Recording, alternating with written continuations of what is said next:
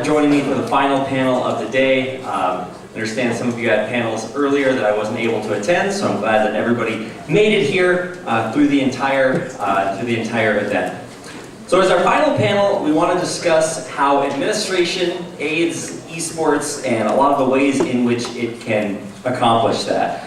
So to start things off, I want to start with Duane there at the very end of the seats. And just kind of ask a general question about how administrative support supports the growth of anything from a sport to an esport. What does administration add to it to support its growth? Sure, thank you, and thanks for having me here. I think it's a very broad topic, as you have mentioned, but I think one of the key things that a federation or an organisation does to support through their administration is to firstly understand what their purpose is. And purpose is what actually drives us. And we're here with a group of people in the esport and gaming industry. But there is something greater that you must be trying to achieve other than just creating great games and having fun. That is part of it. But I think too, from an administration point of view, can also help guide and direct, because to be truly successful, you want the whole world to be successful, and not all countries are in the same place. And as an international federation, to be looking at the more successful, developed nations within esports or whatever sport it is, to help drive and develop the growth of the sport around the world for the betterment of people worldwide in society.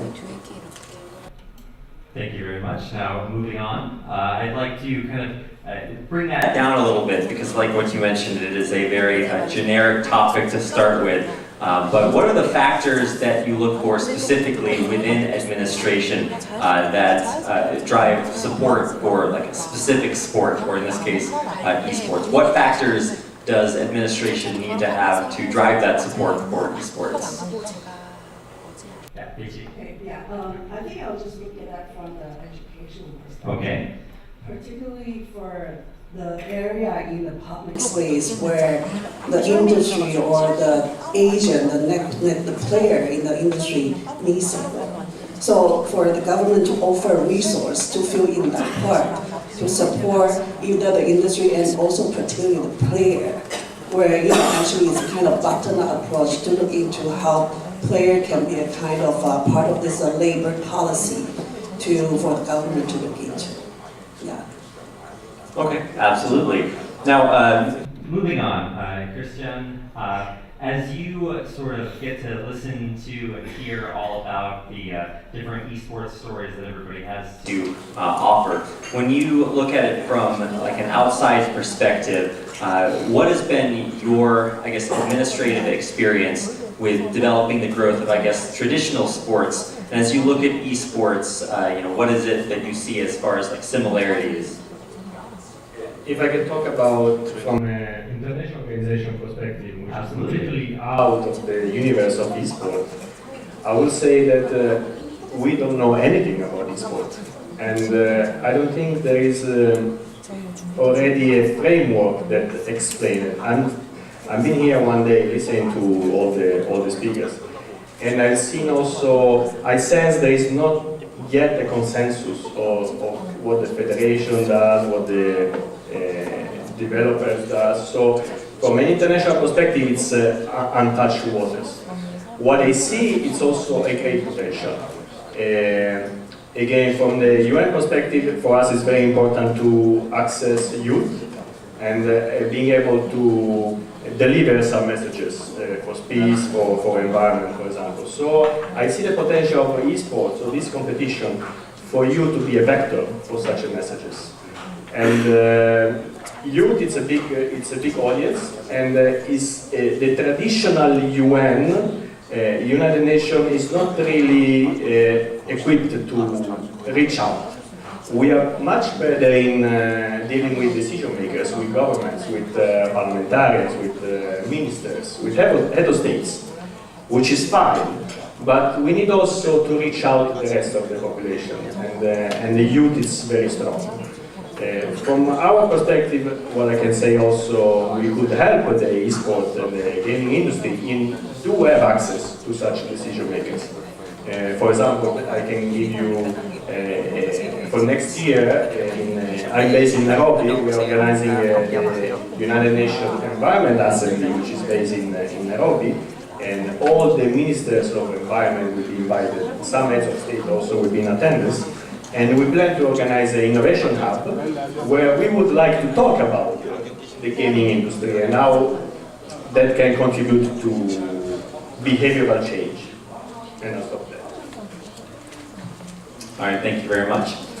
Just to kind of continue the conversation about Specific factors that support the growth of esports from an administrative perspective, maybe more general, and I guess I can open this up to everybody on the panel. What are some of the core values and visions that are important to build sustainable esports administration? You mentioned that you didn't see any specific consensus when it came to what the purpose of each individual part of the administration does. So what are some of the core values and visions, in your opinions, that are important to build sustainable esports administration globally? This is open to anybody. Let's go in order first. Okay, all right. So, all right. We have a consensus. Okay, all right. The consensus is that we can go in order here. Okay, so for Cheol Hag, what are some of the core values and visions of sustainable esports administration? 저희는 한국에서 e스포츠라는 용어가 만들어졌고 태동이 됐는데 이제 우리가 이제 98년도, 90년도 후반서부터 IT 인프라와 PC클럽을 중심으로 또 콘텐츠의 그러한 인프라와 콘텐츠의 결합을 통해서 e스포츠 문화가 만들어졌는데 그때 우리가 지향했던 핵심 가치는 기본적으로 이런 거예요. 선수들이 그냥 단순히 게이밍을 하거나 게이머가 아니라 하나의 스포츠로서 또 하나의 선수로서 그들이 스스로 자부심을 갖길 바랬고 또 우리가 그 자긍심을 바탕으로 또 사회적으로도 존중받길 바랬습니다. 그래서 우리는 그때서부터 사실은 단순히 게임 대회, 어떤 게임 종목의 프로모션을 위한 수단으로서의 게임 대회가 아니라 이걸 스포츠적으로 접근을 해서 선수들이 그러한 자긍심을 갖고 존중받길 바랬기 때문에 그 당시서부터 우리가 지향했던 가치가 어떻게 보면 단순히 게임이 아니라 스포츠화하는 것들이 저희가 추진했던 핵심 가치였고 지금도 그 핵심 가치는 변함이 없습니다. 그래서 행정적인 거라고 한다면 사실은 어떤 우리가 이제 스포츠 행정이라는 것도 결국은 스포츠 활동 하는 사람들 또는 보는 사람들 이런 스포츠 활동들을 장려하고 이게 이제 대중 스포츠로 가기 위해서 더 많은 사람들이 스포츠를 즐길 수 있는 경험들을 제공하는 것이 스포츠 행정이라고 생각한다면 e스포츠 역시도 다르지 않다라고 생각합니다. e스포츠 역시도 게이머들이 존중받으면서 그들이 더 많은 다양한 경험들을 할 수 있게 되고 게임을 통해서 e스포츠를 통해서 세대 간의 소통이 이루어질 수 있고 그들이 존중받길 바라는 것 이런 것들이 저희가 추구하는 핵심 가치라고 생각하고요. 지금도 그건 변함이 없고 앞으로도 그렇게 해나갈 것이라고 생각을 합니다. 근데 지금 시점에서 현 시점에서는 저희한테 또 몇 가지 숙제가 있습니다. 이게 이제 많은 분들이 공감을 하실 텐데 e스포츠가 어떤 게임의 이용 문화로서의 그런 측면만 고려가 됐었다면 사실 지금은 e스포츠가 새로운 독자적인 산업으로서 글로벌하게 성장을 하고 있는데 이런 와중에 이제 선수들이나 팀의 권익을 어떻게 증대해 나갈 것인가 그리고 균형 발전을 어떻게 만들어 갈 것인가 어떻게 지속 성장할 수 있는 것들을 만들어 갈 것인가 이게 이제 저희가 추구하는 방향성이고 목표라고 생각을 합니다. 그래서 행정적인 것들도 여기에 같이 이렇게 부합해서 갈 수 있어야 된다고 생각하고요. 조금 전에 저희 문화체육관광부 과장님께서 발표를 해주셨지만 그 부분도 사실은 저희가 캐스파라는 e스포츠 한국의 e스포츠 대표 단체와 민간과 관이 서로 지속적인 소통을 통해서 우리가 추구하는 공통의 가치에 대해서 공유가 있었기 때문에 이러한 것들이 가능하다고 생각합니다. 그래서 더 많은 소통들이 저희 같은 협단체나 정부 간에 더 많은 것들을 얘기할 수 있어야 되고, 우리가 추구하는 공통의 가치에 대해서 서로 공유가 돼야 우리가 어떤 행정을, 어떤 목표의식을 가지고 어떤 방향성을 가지고 할 수 있을 것인지에 대해서 좀 더 명확해질 것이라고 생각합니다. All right, thank you very much. To kind of add to that and intensify it when it comes to not just looking for core values and visions, to look at what the existing Esports Administration is here. I think we heard a lot about what KESPA is doing specifically. But Charmaine, what are some of your thoughts on the esports administrative infrastructure that exists? Do you think that is sufficient or still needs to keep growing? And maybe what are some of the ways you'd like to see that growth? First of all, thank you for having me here. I think it's so exciting that this is the 10th anniversary of the IeSF, and the fact that in traditional sport, particularly Olympic sport where I come from, you know, we took 100 years to get to where we are today, and just in 10 years there's so much that has been happening. And I think it's really important what my fellow panelists have already spoken about already, about culture, about the need for education, about the need for all different stakeholders to be together and to be connected in the common values that really unite us in whatever sport it might be, whether it's United Nations or what have you. We're all connected by those fundamental values of wanting to do the best for our constituents, and in this case, they are the players, right? But I think it all starts from good governance, and I know from you know, your particular organization with sport and how important it is to have good governance. And good governance is really about people.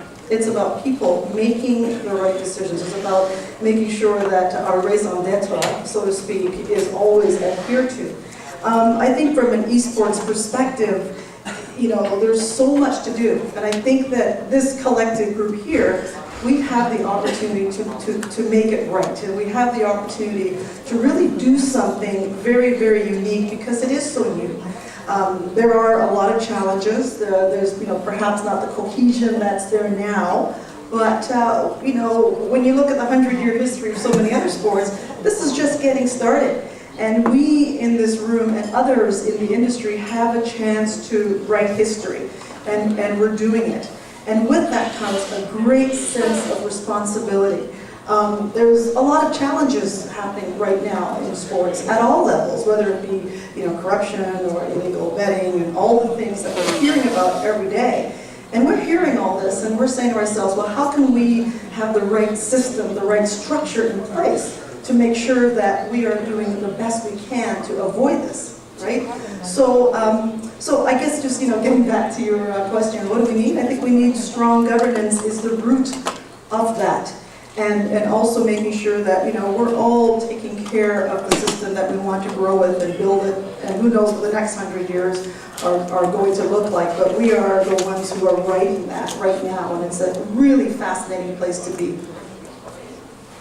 Thank you very much. It is a very exciting time for the growth of esports, not just specifically itself, but For Esports Administration, that's something that, administration is something that all of us, or all of you on as panelists are involved in. But when it comes to developing that infrastructure for specifically the growth of esports, what is it about the growth of esports that administration can support the most? I mean, I'm sure we all have ideas, but just to highlight some of the biggest ways that administration can support the growth of esports.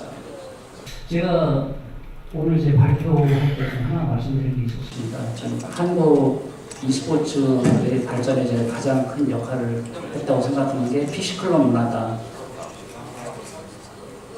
그럼 PC클럽 문화가 왜 생기게 된 거냐라는 기본 바탕에는 초고속 정보통신망이라는 게 있었습니다. 이 얘기는 무엇이냐면 모든 사람들이 언제 어디서나 즐길 수 있는 기반이 만들어졌다는 것을 얘기합니다.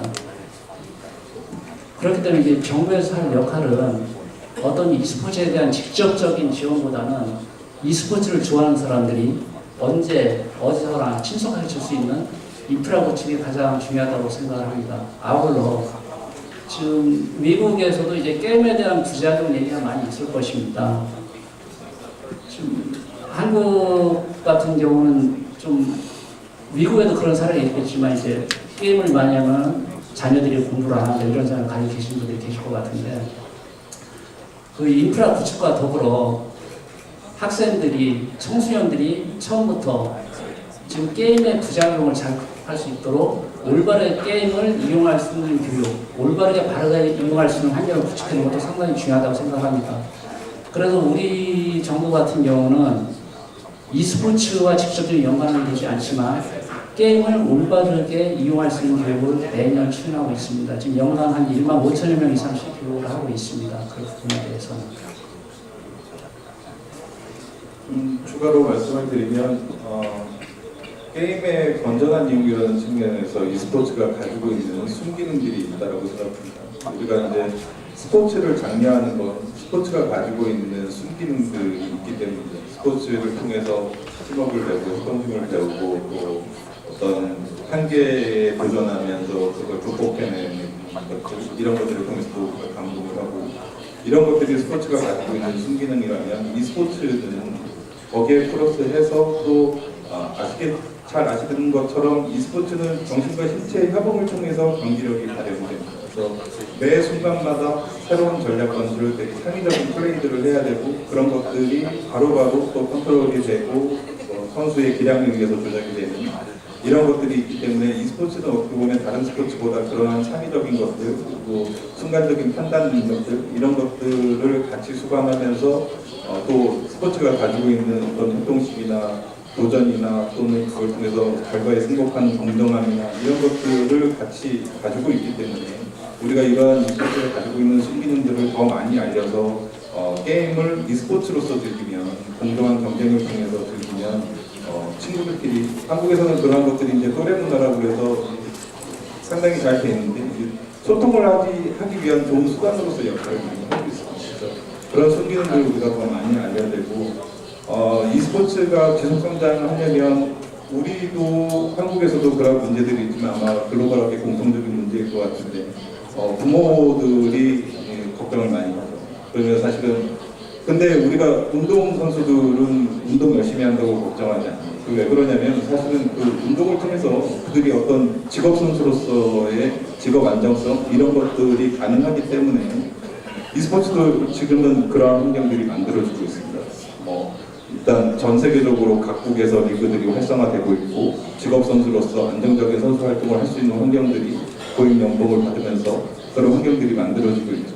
그러니까 이런 것들이 같이 직업 안정성이라든지 미래에 대한 걱정을 덜어주면서 게임의 건전한 이용을 통해서 세대 간의 소통이 많이 활발하게 이루어지는 것들 이런 것들을 우리가 더 많이 알려야 되고 그게 이제 정부에서 가장 신경 써야 되는 부분이 아닐까 생각되고요. 저희는 그런 부분들을 캐스파와 문화체육관광부가 상당 부분 같이 공유하고 있고 거기에 관련된 많은 행정적인 것들을 진행을 하고 있습니다. I'd just like to touch on what Charmaine mentioned, and when we think about the importance of administration and governance, sport is under increasing scrutiny on their governance because of poor practices, whether it be human rights breaches, whether it be money laundering, all of these things that sport and other organisations, but sport has been looked at closely, have not done well. I think the importance of that for your organisations as you develop to have those great governance structures in place is to ensure that doesn't happen, because your sponsors and supporters will be watching you. They will be looking to ensure that you do have great practices in place, because you're looking after their reputation and their brand, and they don't want anyone to ruin that. And I think that's a really good reason why the administration part in esports and any sport is hugely important to get that governance right. Yeah, I just want to add up to the point about making a transformation. I think the whole value system of the society, particularly in Asia or East Asia, has to, we need to allow this space to kind of have a different view to look at esports. It's a place of contested narrative. Like, you see sometimes a very controversial, way of seeing sports. But a lot of time, I find that actually they tend to direct the target at those players, which are actually a very young group of students and also, like teenagers. They need guidance. But at some point in this very interesting context, they leave the path that they're expecting from the parents, and then they want to pursue their passion, but then the society doesn't really fully support it. So I think that kind of space needs to be changed. And I think maybe through education, curriculum, and also for a very active approach for the government to provide resource to allow, a very comprehensive definition for many members in the society to recognize what esports can really become. It can be a happy sport. That's why all of the college students in East Asia, they're all passionate about it. Where the fun, because it actually attached to the way that people think of their own culture. So it's not just like sports, it's also through a recognition of their own living experience of the society to connect with technology and culture. And I think that also needs to be emphasized too. Yeah. I couldn't agree with you more. And you're on a panel, you're with the United Nations, and one of the hallmarks of sport is universality, and how is the message spread? How is that universal message? How that binds us together? How do kids, have access to who may want to get involved in esports? So it'd be great to hear from the United Nations. I mean, maybe some of your thoughts and ideas in that regard. I think actually I was very inspired by what you said before. This is the time is now to do something for change. Maybe many things have been already said. Maybe something I can add as a tip would be the solution is partnership. I don't think that can be done by the federation itself. I think that it would be good to, for example, I'm here to find some ways of collaborating together so that eSport can be associated with a higher objective for the common good. And then we might solve some of the problems of the ignorance about it, but also have a positive connotation about sport. Again, from someone looking from outside, or even my parents' generation, they look at games, they might see violence, and but they don't see behind. Actually, again, games are not about violence, are about winning a competition, achieving an objective. They look behind the violence itself. So again, having this association with some other organization, charity, or doing anything for the common good, it will boost, I think, the credibility and the visibility of the gaming industry in general. I won't say only sport. In this connotation, maybe I can give a brief example. As we are looking in UN environment how to collaborate with the eSport, we signed an MOU, a memorandum of understanding with the eSport Federation, basically for two main actions. One will be about advocacy, so using eSport as a platform to launch messages about environment. And the second will be on helping organizing sustainable events. You had one last week in Taiwan. There will be many more. So through the federation and the national federation, having a sort of cascade effect where all the future events are green, and then it will be a good business guide to show, okay, we do eSport at the same time we are protecting the environment, for example. So I think the association of eSport with a common good objective.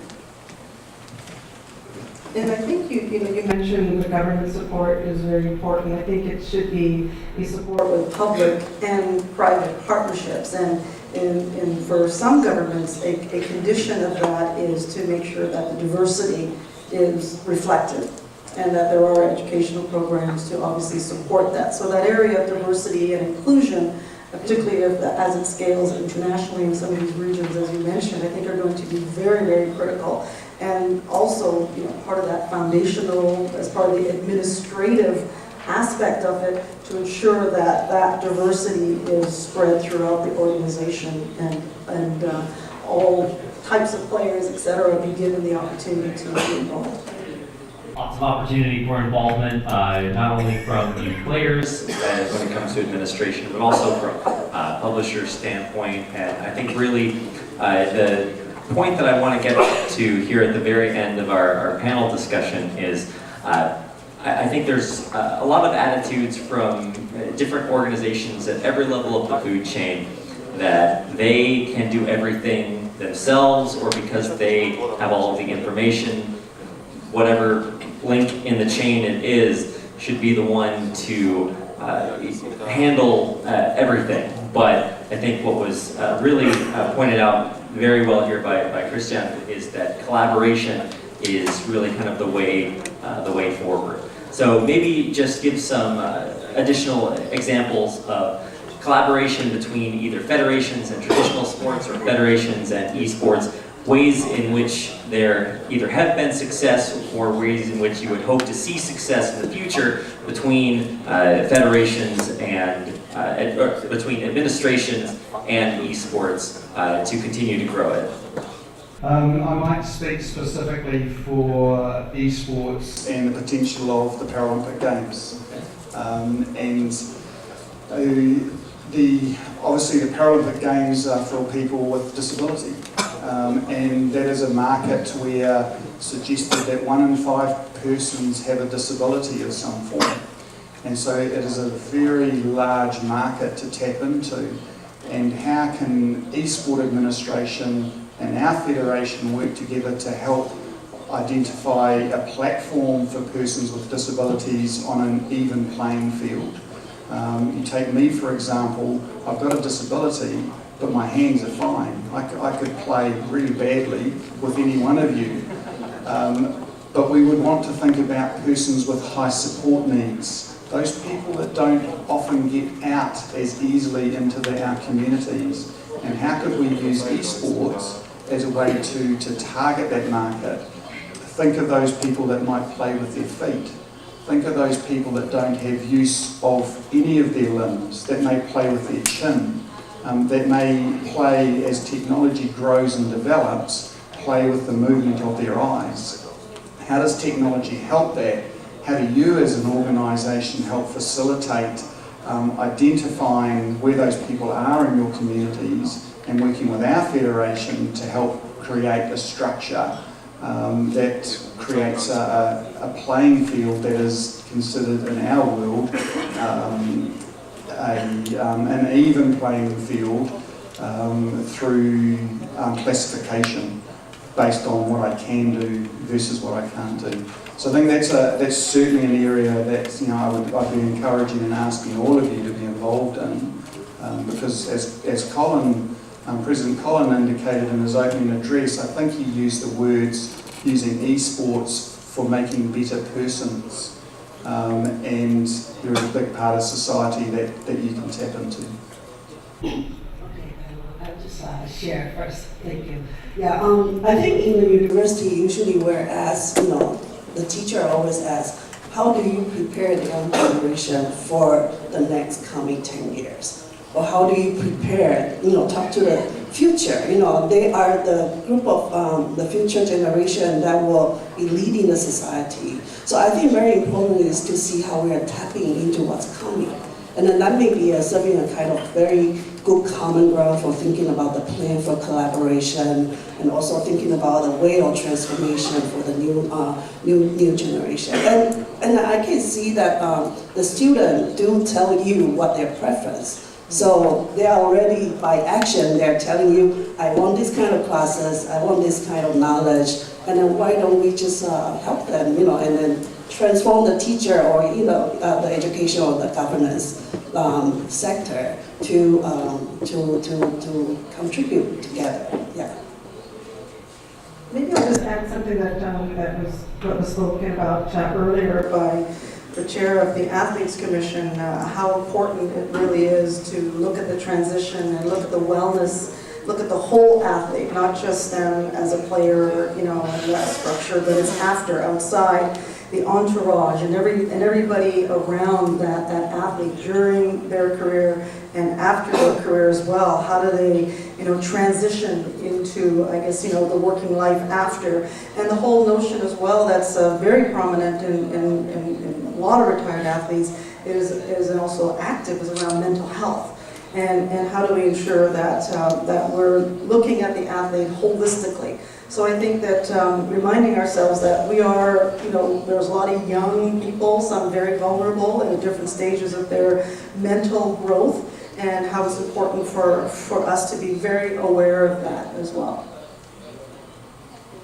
Very important specifically for development, but also just highlights another way that administration helps kind of grow not only esports now, but also that ensures the future of it as people, whether they're kids or young adults or whatever stage, grows up to be a part of esports in whatever facet. So, you know, we're kind of winding things down, so I do want to ask that if you all have questions, that you either think of them or write them down, because we are moving towards a question and answer session here in just a minute, or a couple minutes. So, do we have any final closing thoughts, any final statements that you'd like to make about the purpose of administration in esports as it results, or as it relates to growing esports for the future? Any final things to say?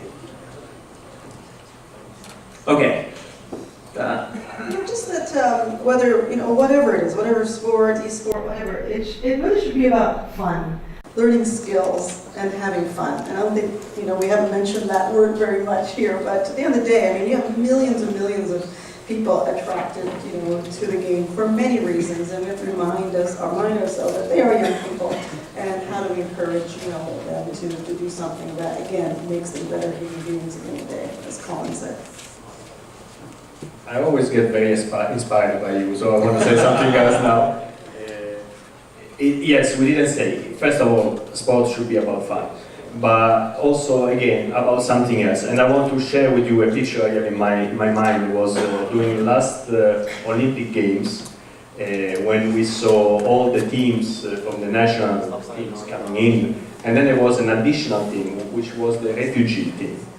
And there was massive impact, because we realized that this reality is there. We have refugees because there are wars. So I wish, I will expect that we have something similar also for esports.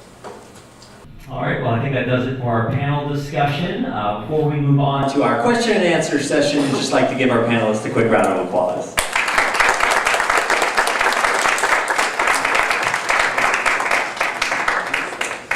All right, so now if you have a question or a comment, please raise your hand. We'll get a microphone out to you. I see we have one right here in the front. Okay, I just need to wrap up since I've been participating a lot. First of all, I want to say it's an honor to have traveled to the place where it all started, because we are the second country to have a law project that is trying to move esports away from electronic gaming, which is considered gambling in other countries as well. And since I'm here, I would like to hear from Mr. Secretary General Kim from the Korean Esports Association a few words in order for me to transmit back home, which could encourage us to keep promoting the need for regulation. And for Mr. Kale, on how do you feel about my statement, the greatest equalizer? Does it apply to esports after what you have seen and heard?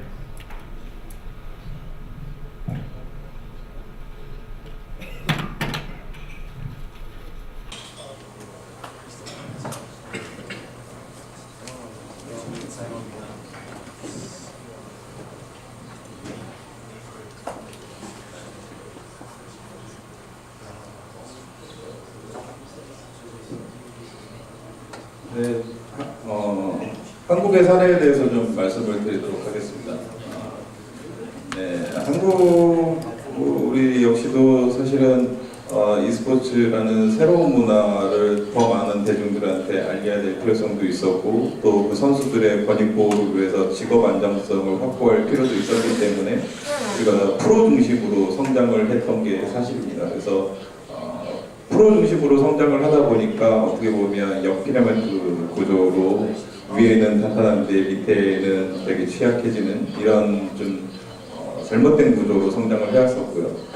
물론 프로가 필요하긴 합니다. 밑에 있는 선수들이 목표를 설정을 하고 위에를 바라보고 뭔가 동기부여가 되는 것들이 필요하기 때문에 프로리그가 안정적으로 직업 안정성을 확보하는 것 되게 중요하지만 좀 세월이 지나가 나서 이게 지속 성장을 하기 위해서는 제일 밑에 풀뿌리서부터의 에코시스템, 진정한 의미의 에코시스템이 정말로 필요하다고 생각합니다. 이건 사실은 종목사, 게임 개발사나 퍼블리셔가 혼자서 할 수 있는 건 아니라고 생각합니다. 그들은 어쨌든 수익을 내야 되는 수익 활동이기 때문에 에코시스템에 대해서 어떤 이게 문화적 가치, 산업적 가치 이런 부분에 대해서까지 그쪽에서 신경 쓰는 여력은 부족할 수밖에 없다고 생각하고요. 저희 같은 협단체나 정부들이 같이 협업을 통해서 이게 정말 우리가 지향하는 목표가 대중 스포츠로서 그들이 존중받길 원한다면 풀뿌리서부터 다시 리빌딩이 필요하다고 생각을 했고 지금 저희 역시도 아까 말씀드렸지만 발표하셨지만 선수들을 등록 관리를 하고 있는데 저희는 지금 동호인서부터 아마추어까지 확대를 할 예정에 있습니다. 그래서 모든 부분 이제 전문 스포츠와 생활 스포츠의 영역에서 제일 밑에 동호인서부터 풀뿌리서부터 등록 관리를 통해서 세계적인 육성, 더 많은 경험들을 제공하기 위한 행정적, 정책적 이런 것들을 진행을 하고 있고요. 이런 균형 발전이 될 수 있는 전문 스포츠와 생활 스포츠가 같이 균형 발전을 할 수 있는 것들이 돼야만 지속 성장 가능하다고 생각합니다. 그래서 이런 균형 발전은 저희 한국에서는 동호인 아마추어에서 프로까지의 균형 발전을 얘기하는 것이고 또 수도권에 밀집되어 있는 것들이 또 지역별로 균형 발전이 되기 위해서는 시설 인프라와 또 거기에서 경험할 수 있는 다양한 대회들이 또 같이 행정적으로 지원이 돼야 되고요. 제가 제안드리고 싶은 것 중에 하나는 글로벌하게 e스포츠가 산업으로서 성장을 하려면, 지속 성장하려면 많은 분들이 공감하실 텐데 지금 어떻게 보면 산업의 생태계는 기울어진 쟁반이라고 할 수 있겠죠. 근데 종목사나 팀이나 선수나 우리가 분석단체나 이런 것들이 같이 균형 있게 발전하기 위해서는 저는 국가 간의 교류, A매치 예를 들면 축구를 얘기하면 EPL이나 프리메라리가나 이런 것들이 각국에 있는 로컬 프로스포츠들이 다 활성화돼서 잘 되고 있지만 또 피파가 존재를 하면서 국가대항전을 통해서 우리가 더 많이 열광을 하고 선수들은 국가를 대표하면서 자부심을 느끼고 이런 것들이 되죠. 그래서 e스포츠가 글로벌하게 지속성장하려면 저는 국가 간의 교류가 더 활발해져야 되고 그것이 A매치라는 결과물로 나오기를 기대하고 우리는 그러한 공통의 가치를 통해서 균형 발전을 이룰 수 있고 지속성장 가능하다고 생각합니다. 그래서 이런 논의들이 올림픽 종목이든 아시안게임 종목이든 또는 A매치든 이런 국가 간의 정식적인 국가를 대표해서 할 수 있는 이런 것들이 더 많이 만들어질 수 있는 방향성에 대해서 우리가 같이 논의하는 것이 좀 더 실천적이고 발전적인 이런 모임이 아닐까 생각을 합니다. Louise, the question for me was, is esports an equalizer? And I watched my first game of League of Legends 2 days ago at the World Championships. And is it an equalizer? I'm still waking up at night in cold sweats, wondering how these people made such incredibly fast decisions. And so now I feel completely inadequate. Could it be an equaliser? Yes, I think it could, to a certain level. And it's my limited understanding of where technology is at when I think about people with very high support needs. That I'm not sure does make it an equal playing field, and as I say, with my limited understanding of where technology is now for people with high support needs and severe disabilities, I think there is still an opportunity to help bring that part of the population and generation along through a separate but using esport as a platform. As technology advances, and people making decisions with their thoughts, with the flicker of the eyes, it's a different game altogether. And yes, you're probably right. pleasure to watch your great discussion, panel discussion. I got a question to Duane, Kale, and Mazzei. Do you feel that it will be possible to see some cooperative projects with the International Esports Federation, with organizations in 2019? Do you feel that the decisions during this summit can somehow influence it? Do you feel that there need to be done some additional research, or we can go forward in next year to do something together? In terms of the 2019 date, I think that is very early. I think there's still a lot of work for both of us to do. There has certainly been great benefit for me being here. As a board, as an organisation, we have not had the discussion on esports and how or if that fits within the Paralympic program. At the moment, it probably doesn't, because our constitution doesn't allow for it, because we refer to no mind games. So there would need to be some change on our part. But I think, as I say, being here and listening to you and seeing the event has allowed me to then go back and talk to our organisation about what are the potential opportunities. You know, what if? Because it's not something we've thought about. What we would need help with from yourselves, and it's a collaboration partnership, is I talk about high support need athletes. I think that if there's going to be a market for sport in the Paralympic environment, para-sport, it would be those with high support needs. Limited function, limited movement, not for people like me. We can help with developing the classification system as where would athletes, potential athletes, fit within a criteria. We would be reliant on your federations to untap and find who those people are, to bring them into programs, to start the sports like you currently provide for everybody else, to then determine what does a league look like, what does a competition look like, and potentially what does an event at a Paralympic Games potentially look like. So I think there's a long way to go. Will it be in Tokyo 2020? No, it won't be. We would need to be looking further out than that. But I think there's a lot of potential. We need to be having this discussion. If I could just add to that a little bit, I think there's huge, massive potential, particularly because the world of technology and the creativity that goes into it. I'm sure, someone here is probably already figuring it out. I see a couple of smiles, a lot of very highly intelligent people, very, very connected to that world. So, I wish you all the best. I just think that maybe 10 years from now, we'll all be sitting here wondering how we can get even more involved with the Paralympic Committee. But it's great to see that openness. I think the question was also asked to me. Okay, very quickly. I think we are moving in a double track here. Something short term that is achievable in 2019, and something where I'm here for that. I'm trying to build a new connection.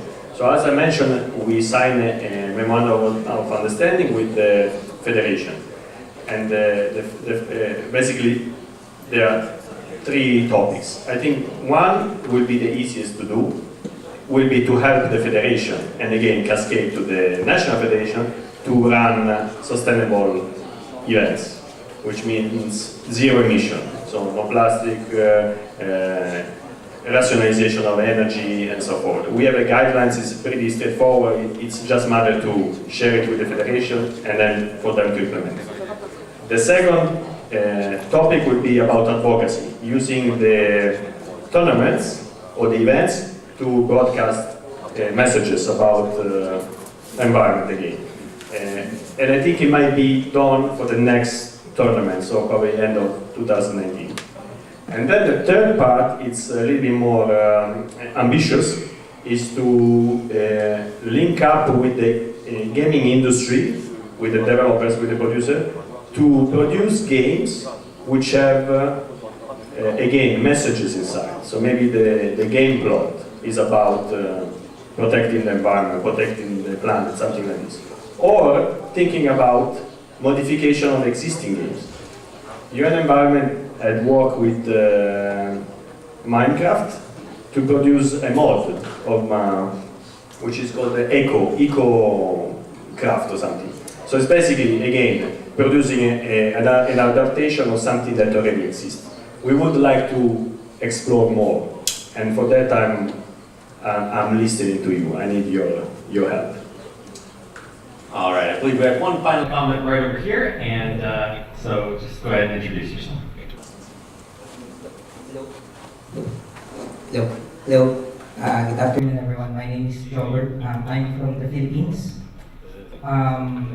As you may know, I think one of the goals of esports is to have it on the Olympics, as you mentioned, simply the Tokyo Olympics, if ever 2020.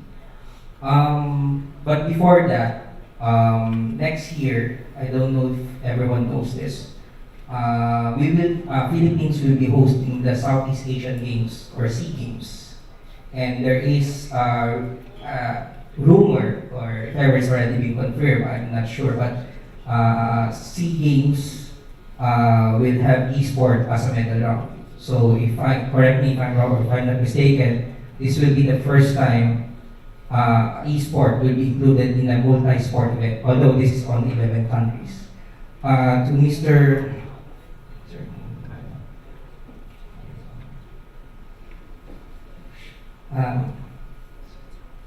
To Mr. Cheol Hag from the Party Esports Association, I wanted to ask, if ever, what will be the factor from your side, if ever you're going to include games in like this environment, because there are so many games out there, and you can only put in a couple of games in this kind of multi-sport event. And another question is, compared to real sports where there's basketball, volleyball, the creator of these games, of course, it's been a long time created, but games like Dota 2, League of Legends, Tekken, Street Fighter, of course, the developer is there. So, do you think the developer will have a factor also in putting these games in this kind of multi-sport event? 어떤 게임이 그런 전통 스포츠, 메가 스포츠 이벤트에 어떤 게임이 종목으로 채택하는 것이 적합할 것인가에 대해서는 저희가 생각하는 기준은 몇 가지가 있습니다. 모든 게임이 e스포츠 종목이 될 수는 없죠.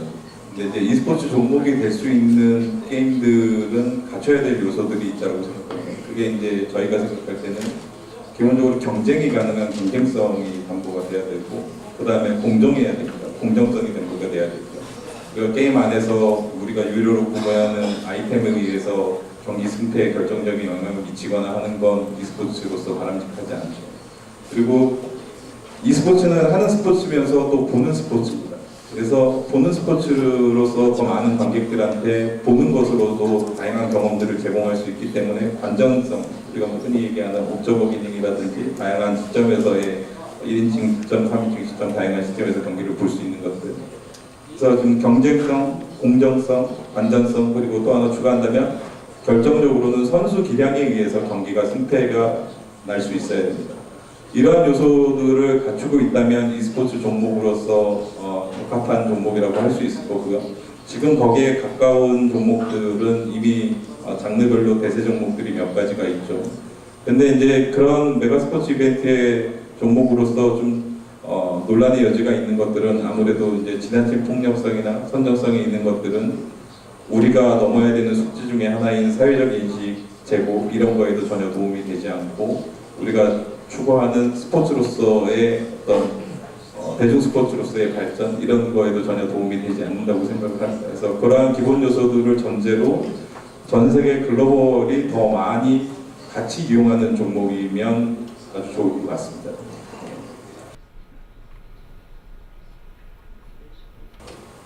Thank you. All right, thank you very much for your questions and of course for your answers and valuable discussion here on the panel. That is going to conclude our panel here tonight. So as our panelists leave the stage, please one more time give them all a round of applause.